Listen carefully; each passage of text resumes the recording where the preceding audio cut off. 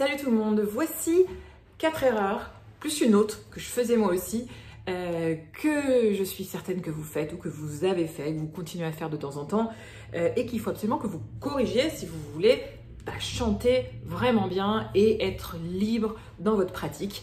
On va voir ça tout de suite.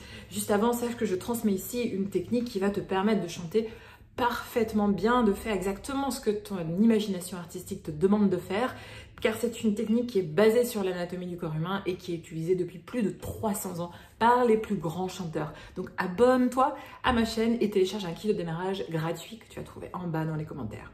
Alors, ces 4 erreurs que je suis sûre que vous faites et qui entravent la beauté de votre voix, qui vous empêchent de progresser, quelles sont-elles? Eh bien, les voici.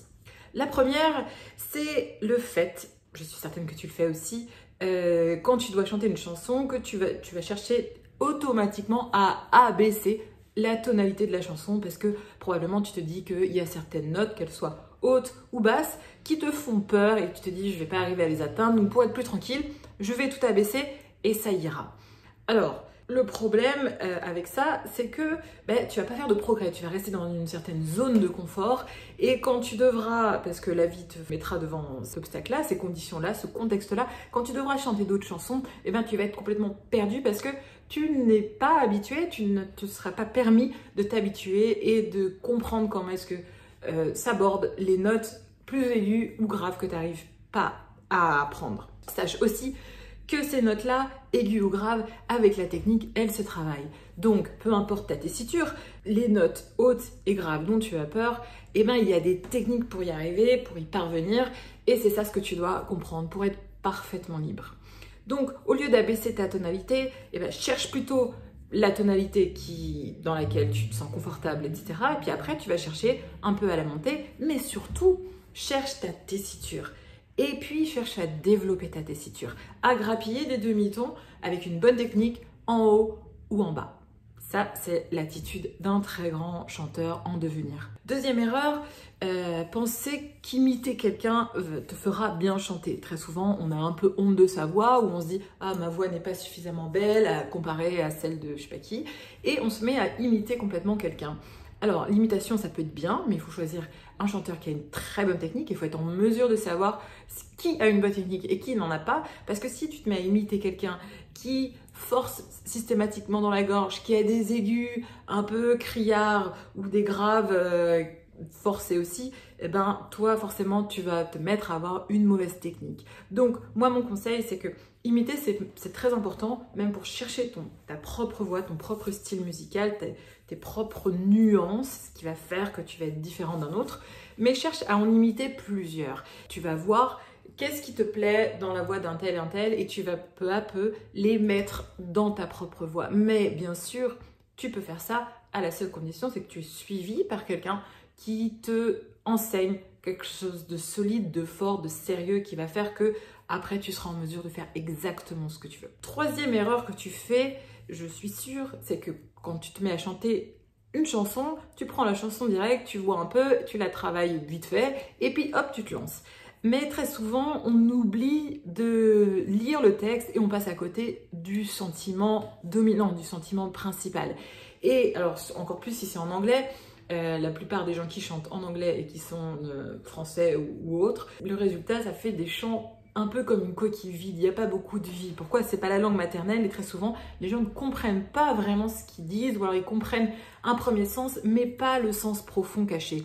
Donc, cherchez à comprendre le texte et cherchez aussi à savoir et à comprendre qu'il n'y a pas que le texte, il y a aussi la rythmique du texte et que il y a des mots dans une interprétation qui vont avoir besoin d'être plus saccadés que d'autres, justement pour faire comprendre le sentiment, ou plus fluide, ou plus tenu, ou plus lâché.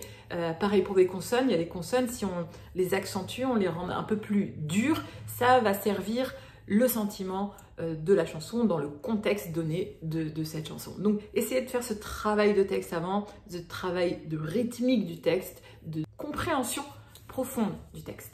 Quatrième erreur, arrêtez de considérer vos notes soit basses ou soit hautes.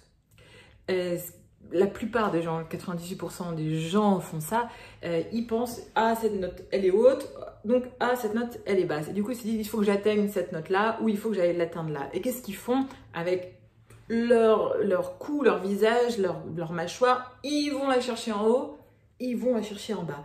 Et ça entrave, bien sûr, ces gestes-là, entrave la libre expansion de la voix, ça empêche l'espace de créer et la voix, forcément, elle ne peut pas être libre.